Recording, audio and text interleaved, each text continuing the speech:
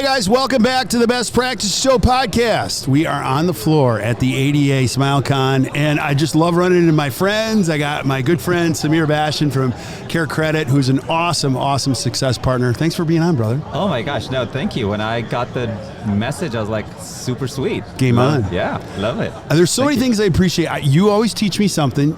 You're always helping me, even when I look lost walking around here. But I want people to know who you are first, because we're going to get into some cool stuff. But give us a little bio. Who's Sameer? A little bio.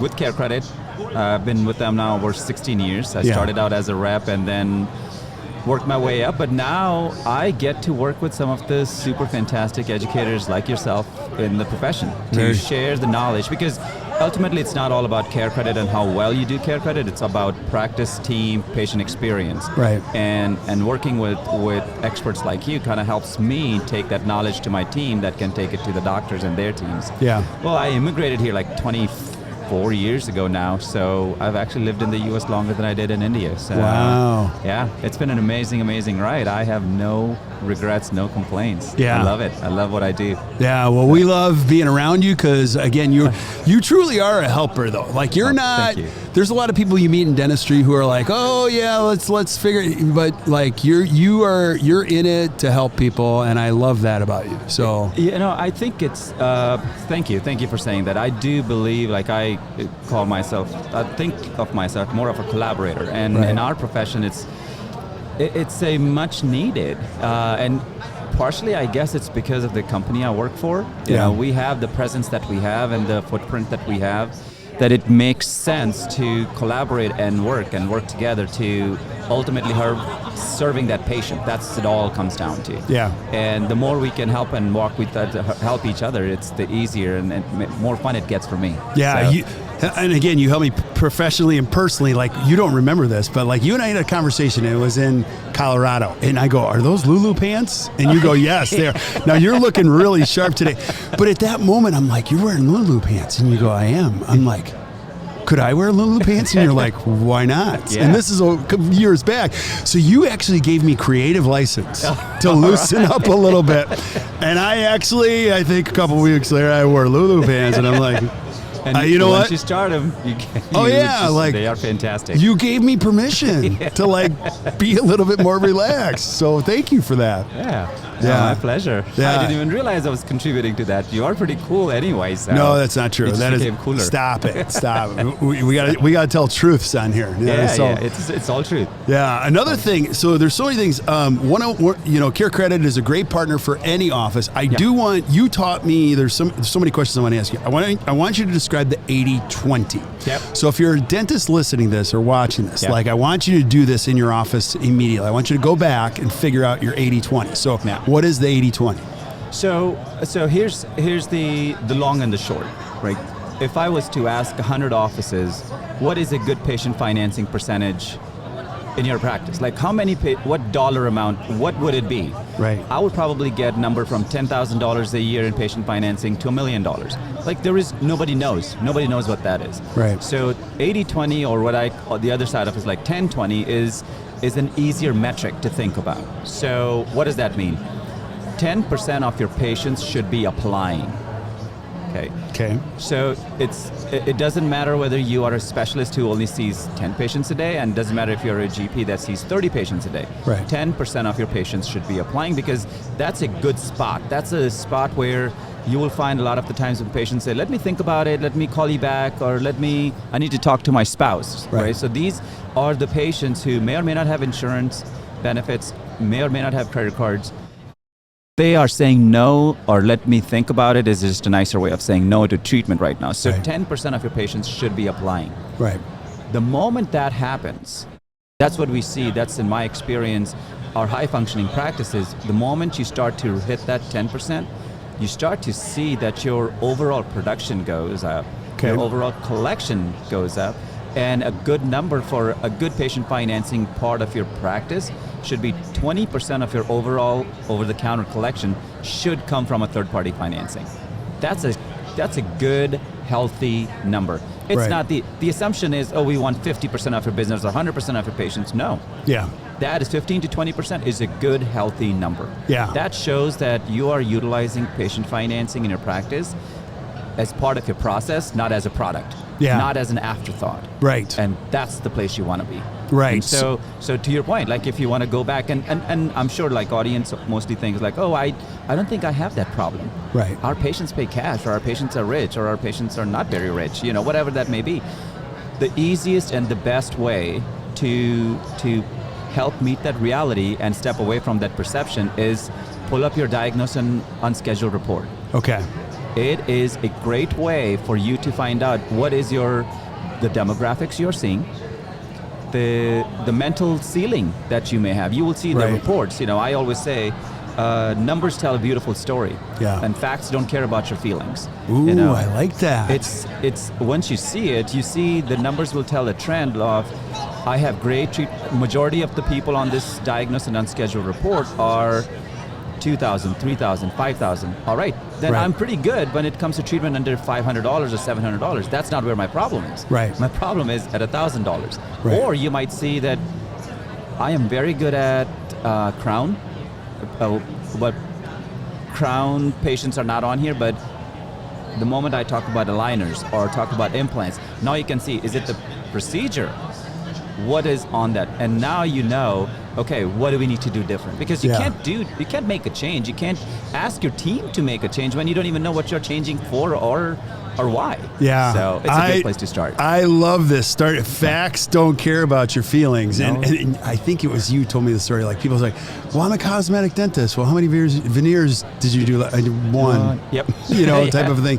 So I think as a dentist, I think one of the first things is dispel some of these rumors or myths, because you start to tell yourself a story. Yeah. So let me play a dentist. Okay, so Sameer, I'm pretty much fee for service, and I probably, I don't need it. What would you say to that? Because you hear all these scenarios, and I've heard them too. Yeah, all the time, all day, every day, and twice on Sundays. Like my patients, I don't need it. Right. And you are absolutely right. So here's, I think, the other part of this equation. Yeah, we assume that patient financing, the only solution it can provide to you as a doctor is make you more money. Right. Right. And if you've been practicing long enough, you said you're fee for service. From a monetary standpoint, you live a nice, comfortable life. You don't see a reason to. Right. But here's the difference. What if you can maintain the same lifestyle instead of working 5 days to 4 days, or if you're at 4 days to 3 days? Brilliant. What does that time do for you? Right. Right. So you're right. You don't need it because you think from a monetary standpoint, I'm very comfortable. My kids go to good school. I live in a nice house. I drive a nice car. I go on good vacations. Right. Fantastic. So you don't need to make any change. Right. But what would you do with that extra day? Could I help you there? Right. Now, how can we help with the chair time efficiency? Is that important to you? Right. And at the end of the day, sometimes, Kirk, it's also, we talk about, you got to work with the willing, right? If you don't care for whatever reason, I can't really fix it, because when you don't care, how I can't be the only one caring in this situation. For sure. It's the same thing as the patient who comes in. You can help that patient live a fantastic, healthy life and a beautiful smile. If the patient is not ready, there is no amount of your clinical skills. So where's the value of the treatment? So where's the value? So if you were to say, I don't need it, that's absolutely correct. You may not need it. From financially, you're pretty good. Yeah. What is it that makes you get to the next level of dentistry you want to do? Are you doing the treatment you want to do, or are you doing the treatments that's coming through your door? Right. Are you being that selective? That's where we can help. Yeah, absolutely. And you're so gracious, because can I throw this challenge into the room? Anybody? If you're wondering about this, you'll pull the numbers of anyone listening and just say, listen, I'm going to tell you what I see. And show you where the opportunities exist for growth and natural growth. And I think ultimately, before we get into the numbers, you got to have the heart of a true advocate for your patients. Like, what you're ultimately doing is presenting a will and a way in every way with third-party financing. You got to have it. Like, you just have to have it in that respect. Would you agree? Absolutely. Because, so here's if analogies help, here's something to think about.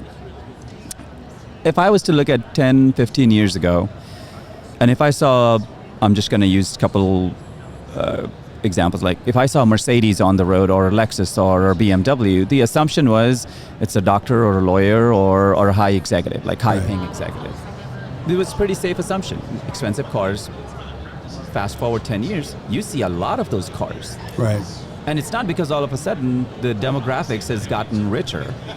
The financing got to a point where it allowed for people to be able, it's not like people didn't want to drive a Lexus or a Mercedes. Right. They just couldn't afford it at that point in time, but now the financing has helped it. Right. So if you look at the transition, the same thing from there to dentistry, I honestly do believe when a doctor talks about a $10,000, $15,000, $20,000 case, patients do want to get that treatment. For sure. They know that this would be life-changing for them. Yeah. But that also their reference is it's not broken, bleeding, or hurting. Yeah. So why I can't. Right. I can't because holidays are coming around the corner, Kirk. Right. So life takes over. Yeah. So this is where when it becomes part of your process, the conversation is amazing when the patient actually accepts the treatment that you're recommending, not the portion of it, and not let's spread it out over the next 5 years treatment. Right. It's I believe it, I can do it, you showed me the way to do it, and I want to do it. Yeah, and a big piece of this is your communication, your ability to communicate. Wouldn't you agree? It's not so much the details. It's I've seen so many people when it comes to third, they're like, it didn't work. Well, you're handing people a brochure and saying, check it out. You gotta have a little bit more engineering on that. You do, and this is where I would like to give some benefit of the doubt to the team members out there. Right. So the doctors, they get to excel on their clinical skills by CE courses and going to conventions and taking next level advanced courses. The hygienists get to do the same thing, assistants get to do the same thing, but then when it comes to business team who's discussing this, totally, they have, where do they go? So when I don't have a team that's comfortable and trained and I give them those resources, human nature automatically says, I'm not going to talk about something I'm not comfortable talking about. So let's not talk about it and let the patient do it. For sure. Now this is where it starts to flip. Yeah. The moment, and we understand that, and this is where, CareCredit as a company, our constant focus is, how can we make it easier? How can we make it easier for the team members? That's why we are integrated with every practice management software. How can we make it easier to have that conversation? There are tools and resources. How can we make it easier? That's where we have experts like yourself. We have content from you that we can share. It's all free for them, right? So it's easier for us to do that, but the question becomes, are you open and willing to learn that? Right. Or do you want to continue to do the same thing over and over again? Because again, we are here to help. That is all we do. Like the CareCredit rep is not going to come into your office and say, you are not doing enough CareCredit. It will be more about, I don't think we're helping as many patients as we could. I love it. And how can we help you change that? There are tools where the offices can know ahead of time whether the patient will get approved or not without running their credit. Yeah. How does that change in your conversation? The patient experience, to your point, it's all in communication. Right. Money is easier thing to fix. Absolutely. That's where we come into play. Yeah. But the harder part is for the patient to believe the treatment that you recommended, there's a value in it. And I have heard it so many times from the doctor to the hygienist to the team members to the business team members that I believe, okay, this is something I need to do and how do I get it done? And that's where I think majority of the time, in my experience, the ball gets dropped. Yeah. It comes down to it's $10,000. How would you like to pay? Yeah. Now you guys are having a lot of conversations over there. You have a lot of, fundamentally, what do people get wrong most when they consider CareCredit? Like what do they get wrong? Like you're like, there's probably several, but what comes to mind? What do they get wrong as far as why they don't offer the assumptions behind the assumptions? Yeah. The assumptions are primarily that they don't think they need it or their patients need it. Right. That they have good treatment acceptance. That's the big one. Yeah, that is a big one. The moment we ask the question, well, how's your treatment acceptance? Sometimes I don't even get to finish my question and the answer is 90%. It's 90%. It's like, well, it can't be 90%. That means like you're presenting 10 cases of $9,000 to 10 patients and all 9 of them are accepting it. Well, no, they do have so that's the part where they get it incorrect. The other one that I think of is assuming that patient financing is only for a certain income demographic. Okay, explain that, because that is a big one. Yeah, so depending on where you are. So I walk into some offices where they say, oh, we don't require patient financing because our patients are very wealthy. Or then the other side of that is our patients won't get approved because they're not there. So that's the assumption that patient financing is only for people for large treatments. Right. Large is very subjective. Large to some people is $300 payment, and large to some is $3,000. Yeah. So that's a big gap of what is your, kind of going back to not understanding what your patient base is, and the assumptions are everybody pays cash or we it's only for large treatments. Right. No, it's for everyone. I mean, I have spent money I have financed things that were $1,500 and I have financed things that were $50,000. Right. So it has nothing to do with that. It's just more about making it acceptable, making it available to the patient and letting them decide. Right. And that's one of the biggest misses we see is assuming what I think the patient may want. And it's Right. the hardest place to be. I mean, nobody has that crystal ball. If somebody out there has that, we would love to invest in it, that you would know who can afford what. Yeah. We don't know that. And that's where the consistency comes into play of keep it consistent, keep it upfront, have that conversation, educate your patient, let them make the decision. Yeah, and you gave us a secret at the beginning. It's at 10%. Like 10%. That just takes the pressure off of everything. Yeah. So that is a good system. It's just a good system. It's a good leading indicator. Exactly. And don't worry so much about what happens after that. No, right? No, because all it does is opens up the conversation to where now the patient knows, right? Okay, there is an option here, and I will discuss it. I have even had conversations with some practices. Like I've gone to your website, Dr. Behrendt, and patient financing is buried so deep far in there, like I can't even find it. So to me, as a patient, that tells me you don't want to offer it, you don't offer it. Right. So either A, you are going to be very inexpensive, that I don't need it, or B, it's just not an option, so I may need to look for someplace else, or I need to phase it out over the next 5 years. Yeah. So helping understand, and I think a lot of the times, offices and the doctors, they get in their own way of looking at like fees. As I can tell you, most of them are probably thinking it already. But your fees is Sameer. Your fees is it's very expensive.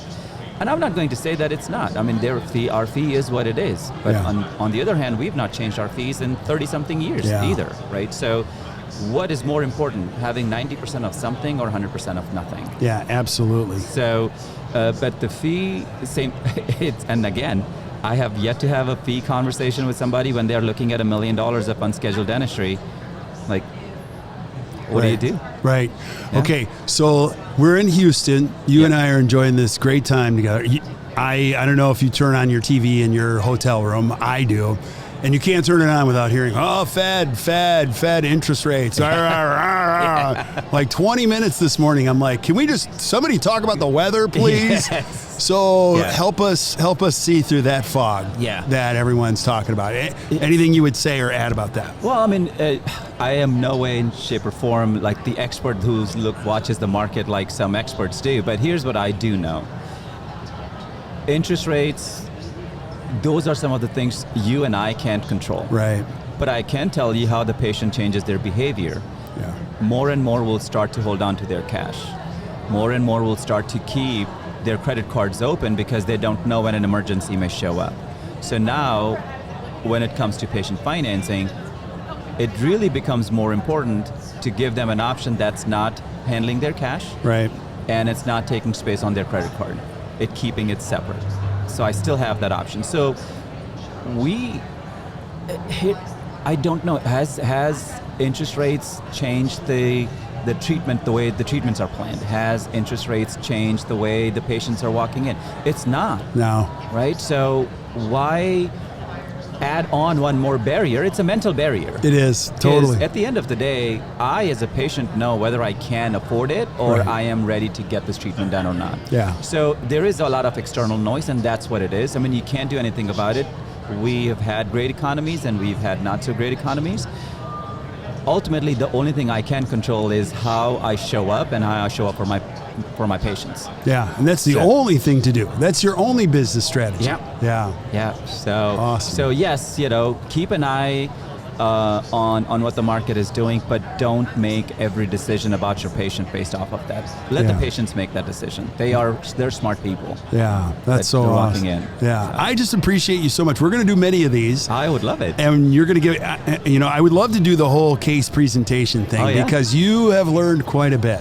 Yeah. And you're just a great teacher. So thank you. I want people that are listening to this to be able to, if they're going to look out, how do I get in touch with you specifically, or how can you help me? Let's say I'm thinking about this. Okay, Sameer, all right, can you just take a look at my practice? Give me the truth about my. How do I get a hold of you? How do I reach you? Easiest way to reach me is send me an email. Okay. It's sbhasin, SBHASIN @carecredit.com. Okay. If you don't know who your rep is, you can go to carecredit.com/partner portal/contact us. Contact us in any way. I will contact you. You can directly send me an email, so that's the easiest way. And I'd be happy to share that. I'll be happy to make the introductions with your rep as well. So you can have that face-to-face conversation on where are we at, what are we doing, what can we do better. Yeah. It's not going to be a flip of a switch and say, all right, tomorrow morning things is going to look very different, but it's a process, just like anything else. So let's take that first step to see where you're at, where are some of the challenges, what are your focus that you are looking at for this year. We're at the end of the year. Are you looking at your reports, a benefit? I'm sure that you're looking at your benefit reports. Are you looking at CareCredit reports of the patients who have money available on their card? Yeah. It's available to you. Why not pull the patients who have treatment, who have benefits left, and have CareCredit on their credit card? Have them come in, make it attractive. Yeah. So. Amen, brother. Thank you for stopping by. I appreciate it. My pleasure. You're like one of the busiest guys here. You always have when you come walking in, you look like MC Hammer. You've got a whole posse of people. People are waiting in line to speep to you. Yeah. I love it. So I appreciate you, my friend. My pleasure. Thank you again. Thank you for being on.